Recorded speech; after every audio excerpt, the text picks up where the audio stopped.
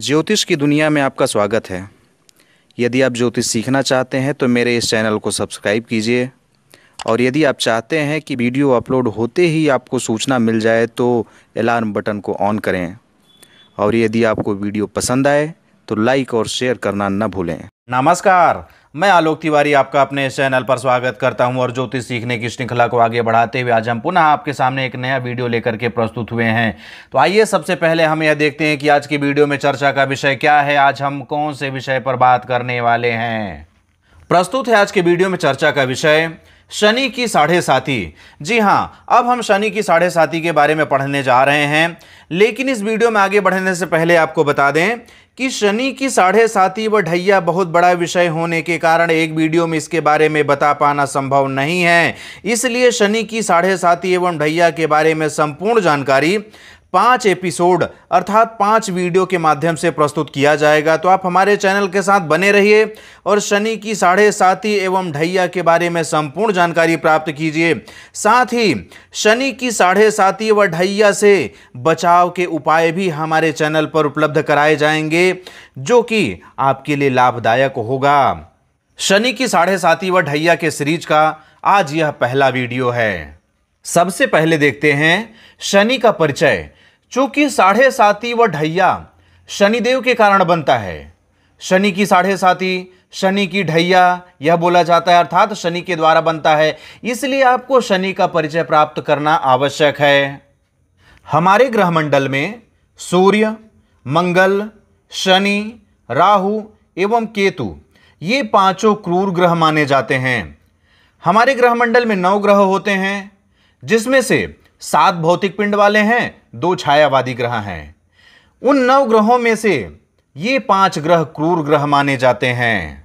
इनमें से अर्थात इन 5 ग्रहों में से शनि, राहु एवं केतु क्रूर के साथ साथ पापी ग्रह भी हैं। आप यहां पर देखिए, ये 5 ग्रह क्रूर हैं, लेकिन शनि, राहु एवं केतु क्रूर के साथ साथ पापी ग्रह भी हैं। सूर्य और मंगल क्रूर अवश्य हैं, लेकिन ये पापी ग्रह नहीं है। लेकिन शनि, राहु एवं केतु क्रूर के साथ साथ पापी ग्रह भी हैं। शनि सूर्यदेव एवं छाया के पुत्र हैं। जब आप शनि के बारे में परिचय प्राप्त कर रहे हैं तो आपको यह भी ज्ञात होना चाहिए कि शनिदेव किनकी संतान हैं। शनिदेव सूर्यदेव एवं छाया के पुत्र हैं। लेकिन एक बात और बता दूं कि शनि और सूर्य दोनों पिता पुत्र होने के बाद भी एक दूसरे के घोर शत्रु हैं। शनि क्रूर एवं पापी ग्रह होने के अलावा अत्यंत न्यायप्रिय भी हैं, अतः शनि न्याय के देवता माने जाते हैं। अब यहां पर एक बात और समझिएगा, एक लॉजिक समझिएगा। शनि अत्यंत न्यायप्रिय हैं। शनि न्यायप्रिय होने के कारण ही क्रूर भी हैं। यदि शनि में क्रूरता नहीं होती तो वे न्याय नहीं कर पाते। जब शनि अपनी क्रूरता पे आते हैं तो न्याय कर पाते हैं, न्याय के साथ साथ इन्हें सजा भी देना रहता है, दंड भी देना रहता है। यदि शनि के अंदर दया भावना उत्पन्न हो जाए तो न्याय नहीं कर पाएंगे, किसी को सजा नहीं दे पाएंगे। इस कारण से भी शनिदेव को क्रूर बनना पड़ा, क्योंकि इन्हें न्याय का देवता घोषित किया गया, न्याय के ग्रह के रूप में घोषित किया गया। जब ये न्यायालय में बैठ जाते हैं तो वहां पर सब कुछ भूल जाते हैं, अपनी क्रूरता के कारण ही न्याय कर पाते हैं और दोषी को सजा दे पाते हैं।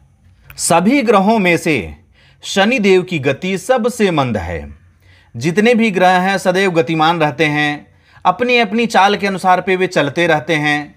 शनिदेव भी चलते रहते हैं, लेकिन शनिदेव की गति सबसे मंद है। एक राशि को पार करने में इन्हें 2.5 साल लग जाता है। शनिदेव को एक राशि पार करने में 2.5 वर्ष लगते हैं। शनिदेव समयानुसार गोचर में प्रत्येक राशि पर साढ़े साती व ढैया जैसे दोष उत्पन्न करते रहते हैं। लेकिन यहां पर एक बात आपको बता दें कि शनिदेव कभी भी दोष उत्पन्न नहीं करते हैं। भ्रमण काल में जब ये आगे बढ़ते रहते हैं, राशियों को पार करते रहते हैं, तो ये दोनों स्वतः ही उत्पन्न होते रहते हैं। कुछ जातकों को शनि की साढ़े साती व ढैया के दौरान बहुत अच्छे फल प्राप्त होते हैं, जब भी किसी को बता दीजिए कि आपके ऊपर शनि की 7.5 व शनि की ढैया प्रारंभ हो चुकी है, वह आदमी घबरा जाता है कि अब मेरे साथ अनर्थ ही अनर्थ होने वाला है, अब मेरी जिंदगी खराब होने वाली है, सब कुछ अब गड़बड़ होने वाला है, अब सब कुछ तहस नहस हो जाएगा। लेकिन ऐसा नहीं है। कुछ जातकों को शनि की 7.5 व ढैया के दौरान बहुत अच्छे फल प्राप्त होते हैं। सबके साथ बुरा नहीं होता है, अच्छा भी होता है। हाँ, यह जरूर है कि यदि आपके कर्म अच्छे नहीं हैं तो उसकी सजा आपको मिलेगी, क्योंकि शनिदेव न्याय प्रिय हैं, न्याय के देवता हैं। दूसरी तरफ यह बात भी होती है कि कुछ जातक 7.5 व ढैया के दौरान पूरी तरह से बर्बाद भी हो जाते हैं। अब यहां पर आपके मन मस्तिष्क में एक उथल पुथल मच गई होगी, एक प्रश्नवाचक चिन्ह खड़ा हो गया होगा कि ये दोनों बात कैसे हो सकते हैं कि कुछ जातकों के लिए शनि की 7.5 व ढैया के दौरान बहुत अच्छे फल प्राप्त होते हैं, तो दूसरी तरफ कुछ जातकों के लिए शनि की 7.5 व ढैया पूरी तरह से बर्बाद करने वाली आ जाती है। यह दोनों बात कैसे हो सकता है, इसका निर्धारण कैसे होगा, इसको भी मैं संक्षेप में बता दे रहा हूं। आने वाली वीडियो में विस्तृत जानकारी दूंगा। जब शनिदेव किसी की कुंडली में योग कारक होते हैं, शुभ होते हैं, तो 7.5 के दौरान या ढैया के दौरान अच्छे परिणाम प्राप्त होते हैं। लेकिन यदि किसी की कुंडली में शनि मारक होते हैं, नीच राशिस्थ होते हैं, उस समय 7.5 व ढैया के दौरान पूरी तरह से बर्बाद कर देते हैं, उस जातक का जीवन तहस नहस कर देते हैं। शनिदेव के परिचय के बाद अब हम शनि की 7.5 का परिचय प्राप्त कर लेते हैं कि शनि की 7.5 किस स्थिति में बन जाती है, किस स्थिति को शनि की 7.5 मान लिया जाता है, कैसे हम पहचानेंगे कि हमारे जीवन पर शनि की 7.5 चल रही है। शनि की 7.5 का विवेचन चंद्र कुंडली के माध्यम से होता है। जब भी आपको शनि की 7.5 या शनि की ढैया ही देखनी हो तो आपको चंद्र कुंडली देखना होगा। लग्न कुंडली से शनि की 7.5 या ढैया का कोई संबंध नहीं होता है। शनि की 7.5 या ढैया जब भी आपको देखनी हो, आपको चंद्र कुंडली उठाकर देखनी होगी। शनि की 7.5 का सृजन 3 चरणों में या 3 ढैया में होता है। 3 चरण में हुआ या 3 ढैया में हुआ। 3 ढैया का मतलब क्या हुआ? पहला ढैया 2.5 साल, दूसरा ढैया 5 साल का हो गया, तीसरा ढैया 7.5 साल हो गया। इस तरह से 7.5 बन गया। 7.5 साल अर्थात 7.5 बन गया। शनि की 7.5 के तीनों चरणों को समझने के लिए हम एक कुंडली चार्ट ले लेते हैं और उस कुंडली चार्ट को हम चंद्र कुंडली मान करके शनि की 7.5 का अध्ययन करेंगे। आइए एक चंद्र कुंडली ले लेते हैं। प्रस्तुत है एक कुंडली चार्ट और इस कुंडली चार्ट को हम चंद्र कुंडली मानकर चलेंगे। और वर्तमान में अभी शनिदेव मकर राशि पर गोचररत हैं, मकर राशि पर बैठे हुए हैं, मकर राशि के साथ भ्रमण कर रहे हैं। इसलिए हम मकर राशि का ही चंद्र कुंडली यहां पर ले लिए हैं, जिससे आपको समझने में और हमें समझाने में आसानी हो सके। गोचर में भ्रमण करते हुए जब शनिदेव चंद्र कुंडली के द्वादश, प्रथम एवं द्वितीय भाव में होते हैं तो चंद्र राशि के लिए शनि की 7.5 का निर्माण होता है। यदि इस बात को हम कुंडली के आधार पर समझें तो हम यहां पर चंद्र कुंडली के अनुसार पर मकर राशि की चंद्र कुंडली लेकर के बैठे हुए हैं। अब यहां पर देखिए शनिदेव कहां कहां पर हो सकते हैं? यहां पर, यहां पर, यहां पर। क्यों? क्योंकि द्वादश, द्वादश यहां पर है, प्रथम, प्रथम यहां पर है एवं द्वितीय, द्वितीय यहां पर है।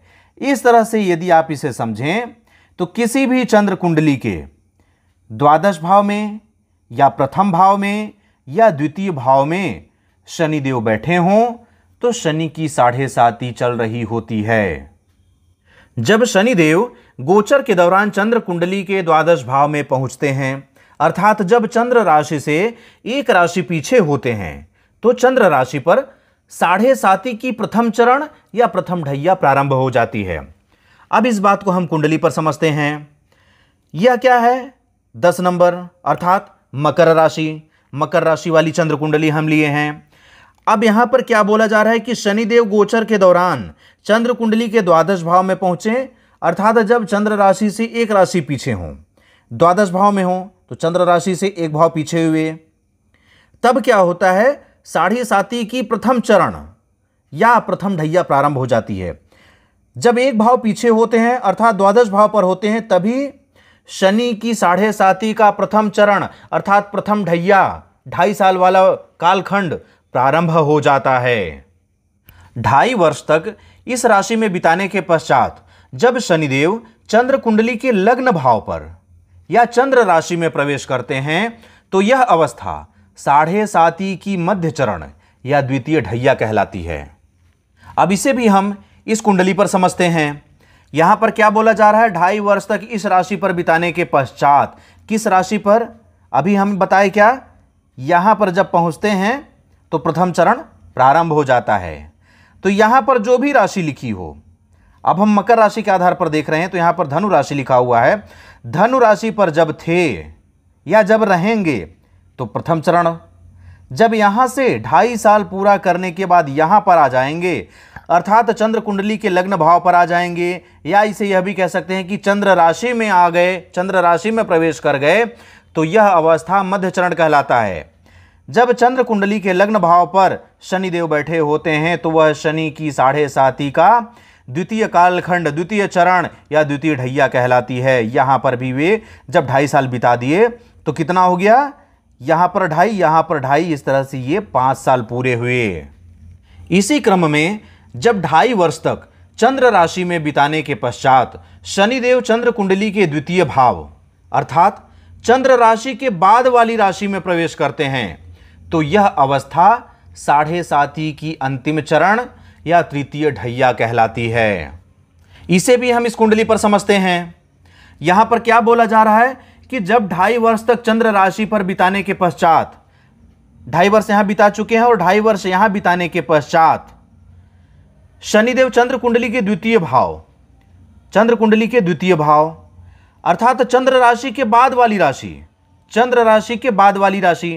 अब यहां पर चंद्र राशि क्या लिए हैं, मकर, मकर इसलिए लिए हैं कि अभी वर्तमान में मकर राशि पर ही हैं।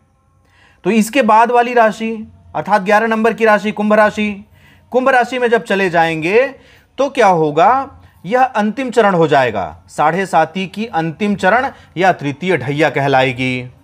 इस तरह से 3 राशियों पर शनि के भ्रमण को मिलाकर या 3 ढैया को मिलाकर शनि की 7.5 का निर्माण होता है।